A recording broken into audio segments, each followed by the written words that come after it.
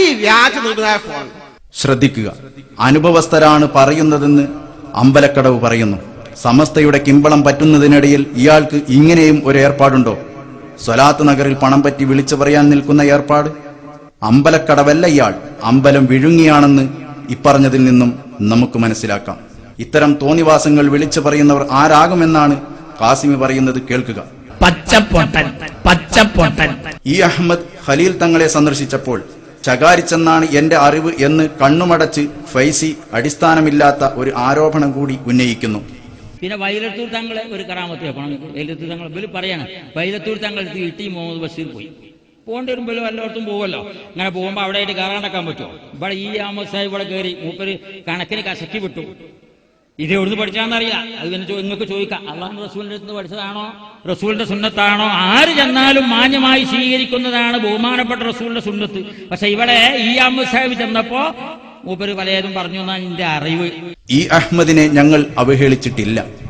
ആരെയും മാന്യമായി സ്വീകരിക്കുന്ന നയമാണ് സുന്നികളുടേത്. എന്നാൽ ഈ അഹമ്മദ് മർക്കസിൽ വരികയും കാന്തപുരം ഉസ്താദിനെ കെട്ടിപ്പിടിക്കുകയും ചെയ്തതിന് നിങ്ങളാണ് അഹമ്മദ് സാഹിബിനെ ഗോബാക്ക് വിളിച്ചത്. അത്രക്ക് അസഹിഷ്ണുതയാണ് നിങ്ങൾക്ക് അദ്ദേഹത്തോട്.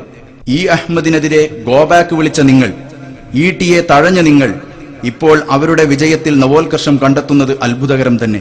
എട്ടുകാലി മമ്മൂഞ്ഞിമാരെ, നിങ്ങൾ ഭയങ്കരന്മാർ. കാന്തപുരത്തെ അവഹേളിക്കാൻ വേണ്ടി മാത്രം ഓടി നടക്കുന്ന അമ്പലക്കടവ് കാന്തപുരത്തെ ഫോണിൽ വിളിച്ച കഥ അയാൾ തന്നെ പറയുന്നുണ്ടല്ലോ. മോനെ എന്ന് വിളിച്ചാണ് അയാളോട് പോലും കാന്തപുരം സംസാരിച്ചതത്രേ. അപ്പൊ അദ്ദേഹം പരിചയം പുതുക്കി. ആ മോനിപ്പോ എവിടെയാണ് ജോലി ചെയ്യുന്നത്? ഇതാണ് ഞങ്ങളുടെ സംസ്കാരം. ഗോബാക്ക് വിളിയും തെറിയും വധഭീഷണിയും ഞങ്ങളുടെ നയമല്ല. അതെല്ലാം കൂട്ടിക്കെട്ടി കൊണ്ടു നടക്കുന്നത് വിഘടിതരെ നിങ്ങളാണ്. മന്ത് നിങ്ങളുടെ കാലിലാണ്.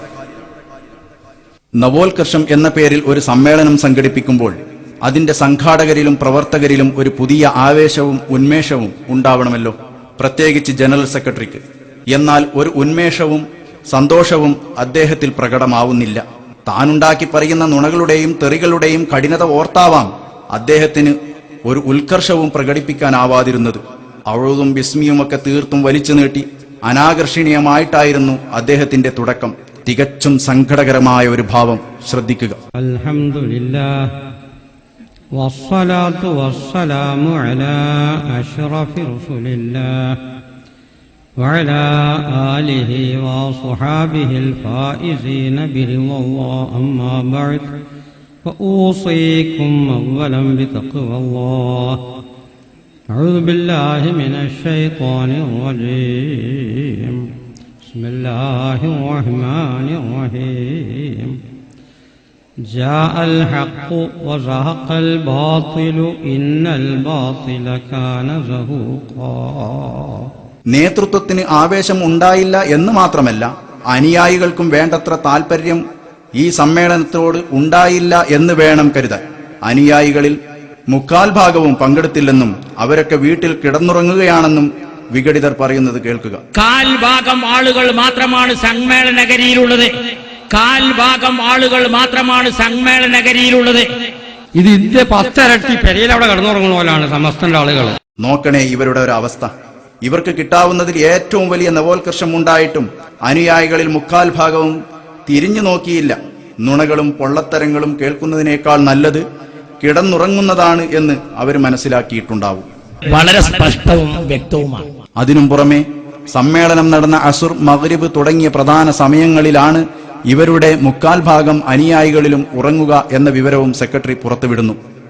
തീർത്തും അനാകർഷണീയമായി ആരംഭിച്ച പ്രഭാഷണം ചെറിയ മുതഅല്ലിമീങ്ങളുടെ വായ്ചോദൽ മോഡലിൽ കടന്നുപോയി. അക്ഷരത്തെറ്റുകളും ആശയത്തിരിമറികളും സമൃദ്ധമായ ഇദ്ദേഹത്തിന്റെ പ്രഭാഷണത്തിൽ മുൻ മുഖ്യമന്ത്രി ആന്റണിയാകുന്നു. ഇപ്പൊ അടുത്തുണ്ടായ യോഗം അല്ലാത്തതിന് മുമ്പ് ഒരു യോഗം ഉണ്ടായിരുന്നു കോഴിക്കോട് വെച്ച്. അന്നത്തെ മുഖ്യമന്ത്രി ആന്റണിയിൽ വന്നിരുന്നു. സമവായത്തിലെ വായ വാഴയാണെന്ന് മനസ്സിലാക്കി സമവായത്തെ തെറ്റായി വ്യാഖ്യാനിക്കുന്നുണ്ട് മുസ്ലിയാർ. കഴിയുന്നത്ര യോജിച്ചു പോയിക്കൊള്ളട്ടെ എന്ന നിലയിലാണ് ലീഗ് നേതാക്കൾ സുന്നി സമവായത്തിന് ശ്രമിച്ചത്. അതുപോലും തെറ്റായി വ്യാഖ്യാനിച്ച് അനൈക്യം നിലനിർത്താൻ ശ്രമിക്കുകയാണ് ചെറുശ്ശേരി. ഒരു സമവായ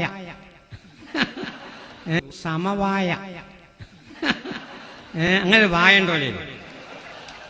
നമ്മൾ കേട്ടത് നേന്ത്രവായ, അത് പ്രകാരം തന്നെ മൈസൂര് വായ, മലമുണ്ടി വായ, പല ജാതി വായക്കളും നമ്മൾ കേട്ടിട്ടുണ്ട്. ഇങ്ങനൊരു സമവായ എന്ന വായ അത് കൊലക്കും സംശയിക്കും. ജമാഅത്തെ ഇസ്ലാമിക്കാർ എന്ത് നോക്കിയാണ് വോട്ട് ചെയ്യുക എന്ന് അവർ പ്രഖ്യാപിച്ചിട്ടുണ്ട്. വിഘടിത സെക്രട്ടറി അതിന്റെ പേര് പറയുന്നത് ശ്രദ്ധിക്കുക. വോട്ട് ചെയ്യാൻ പാടില്ല എന്ന് പറഞ്ഞിരുന്നു. അതിന്റെ മുമ്പ് ഉദ്യോഗമൊന്നും സ്വീകരിക്കാൻ പാടില്ല, താവൂത്ത് ഗവൺമെന്റാണ് എന്ന് പറഞ്ഞിരുന്നു. പിന്നീട് പോയി അതൊക്കെ മഹാവഷളത്തരും നടക്കുന്ന കാര്യമില്ല എന്ന് അവർക്ക് മനസ്സിലായപ്പോ പിന്നെ മൂലം നോക്കി അങ്ങനെ ചെയ്യാം, മൂലത്തിനനുസരിച്ചുള്ള ഭാഗത്തിനനുസരിച്ച് അങ്ങനെ ചെയ്യാം. ഈ മൂലം നല്ലതോ ചീത്തയോ എന്ന് തീർച്ചയാക്കൽ ആരാണ്? അവരമീ സ്വന്തം സംഘടനയുടെ പേരും ഇദ്ദേഹം തെറ്റിച്ചും അവഹേളിച്ചും പറയുന്നു. പിന്നെ ഞങ്ങളും സമസ്തയാണ് പറഞ്ഞിട്ട് ഇങ്ങനെ നടക്കാറുണ്ട് അവര്. ചില ആളുകൾ നമ്മളെ കൂട്ടത്തു നിന്നും 2 സമസ്ത ഉണ്ട് എന്ന് പറയുന്നവരുണ്ട്. എന്റെ അഭിപ്രായത്തിൽ സമസ്ത 2 ഒന്നുമല്ല, പലതും ഉണ്ട്. ഒന്ന് സമസ്ത നായർ സമാജം, അങ്ങനൊരു സമസ്ത ഉണ്ട്. മറ്റൊന്ന് സമസ്ത മേനോൻ സമാജം, അത് ആ വക്കീല് അരവിന്ദാക്ഷ മേനോൻ ഏർപ്പാട് ചെയ്തു കൊടുത്താണ്. അതുകൊണ്ട് അവരൊക്കെ പല നായന്മാരാന്നല്ല ഞാൻ പറഞ്ഞത്. അത് ചെയ്തു കൊടുത്ത ആള് മേനോൻ ആയതുകൊണ്ട് മേനോൻ സമാജം, അങ്ങനെ ഒരു സമസ്ത മേനോൻ സമാജമുണ്ട്. മൂന്നാമത്തെ സമസ്ത കേരള ജമിയത്തിൽ മൊല്ലക്കോയ സമാജം. താൻ വലിയ ആളാണെന്ന് മനസ്സിലാക്കി വലിയവർക്കെതിരെയുള്ള നുണകളാണ് മൂപ്പർ നവോത്കർഷ സമ്മേളനത്തിൽ വിളമ്പാൻ എഴുതിക്കൊണ്ടുവന്നത്. സമസ്ത പ്രസിഡന്റ് ഷെയ്ഖുന താജുൽ ഉലമ സയ്യിദ് അബ്ദുറഹ്മാൻ അൽ ബുഖാരി തങ്ങൾക്ക് താജുൽ ഉലമ എന്ന പദവി നൽകിയതാണ് ആദ്യ പരാതി. നോക്കണേ, സമ്മേളനം എത്ര പുതിയത്, ഇവരുടെ ആരോപണം എത്ര പഴയത്. ഇയാൾക്കൊരു സ്ഥാനപ്പേര് കൊടുക്കാൻ വേണ്ടി ഓലെല്ലാവരോടും വലിയൊരു യോഗം കൂടി മംഗലാപുരത്തെ ഭാഗത്ത്. അയാളെ ശിഷ്യന്മാർക്കൊക്കെ വീരം കൊടുത്ത് എല്ലാവരും പൈസ ഉണ്ടാക്കണം. എന്നിട്ട് നമ്മൾ തങ്ങൾക്കൊരു കീജ് കൊടുക്കണം. എന്നിട്ട് മൂപ്പർക്കൊരു പേരിടുന്നുണ്ട് ഇവിടെ.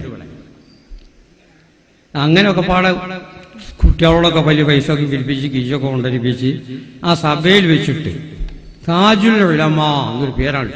ഉന്നതരായ സയ്യിദന്മാർക്കും ആലിമീങ്ങൾക്കും ലഭിക്കുന്ന സ്ഥാനവും മാനവും കണ്ട് അസൂയപ്പെട്ടാണ് നിങ്ങൾ വിഘടിതരായത് എന്ന് എല്ലാവർക്കും അറിയാം. നിങ്ങളുടെ അസൂയ ന്യായീകരിക്കാൻ പഴകിയ ആരോപണങ്ങൾ പുതിയ കുപ്പിയിൽ ആക്കുക മാത്രമേ നിങ്ങൾ ചെയ്തിട്ടുള്ളൂ. അതിൽപ്പെട്ടതാണ് കാഫിർ വിളിയും മറ്റും. നിങ്ങളുടെ ഈ പുളിച്ച ആരോപണങ്ങൾ സുന്നി കേരളം എല്ലാ അവജ്ഞയോടും തള്ളിക്കളയുന്നു. കാരണം നിങ്ങൾ പറഞ്ഞതു തന്നെ. ധനി തോന്നിയാസം പറഞ്ഞാൽ എല്ലാവരും അത് അംഗീകരിക്കുമല്ലോ. കാര്യം തിരിയുന്ന ധാരാളം ആളുകൾ നമ്മളെ കേരളത്തിലുണ്ട്.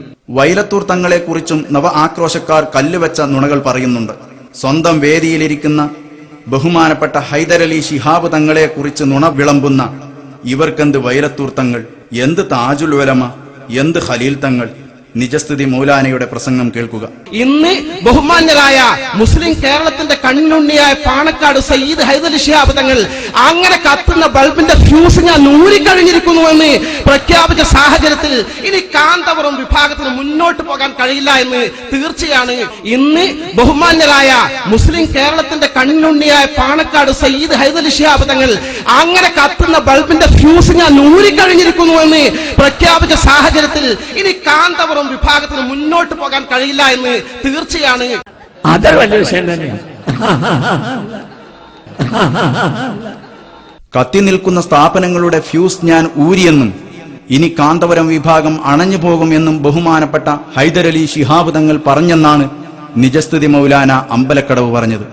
എന്നാൽ ഇങ്ങനെ ഒരു പരാമർശം വന്യരായ തങ്ങളുടെ പ്രസംഗത്തിൽ കേൾക്കാനില്ല. നോക്കണേ ഈ വിഘടിതരുടെ ഒരവസ്ഥ. സ്വന്തം സഹയാത്രികനായ തങ്ങളെക്കുറിച്ച് തന്നെ നുണ തട്ടിവിടുക. തങ്ങൾ ഏതെങ്കിലും ഒരു സ്ഥാപനത്തിന്റെ ഫ്യൂസ് ഊരാനോ പ്രകാശം കെടുത്താനോ നിൽക്കുമോ? സ്ഥാപനങ്ങളുടെ ഫ്യൂസ് ഊരാൻ നടക്കുന്നത് ഞങ്ങളല്ലെന്നും പാണക്കാട് തങ്ങളാണ് അതിന് മുതിരുന്നതെന്നുമല്ലേ ഇയാൾ പറഞ്ഞതിനർത്ഥം? സഅദ് ബിൻ ഉബാദ റളിയല്ലാഹു അൻഹുവിന്റെ ചരിത്രം പറയരുതെന്ന് പണ്ഡിതന്മാർക്ക് പൊതു അഭിപ്രായമാണുള്ളത്. വിഘടിത സെക്രട്ടറി അത് വിശദീകരിച്ച് പറയുന്നുണ്ട്. ബഹുമാനപ്പെട്ട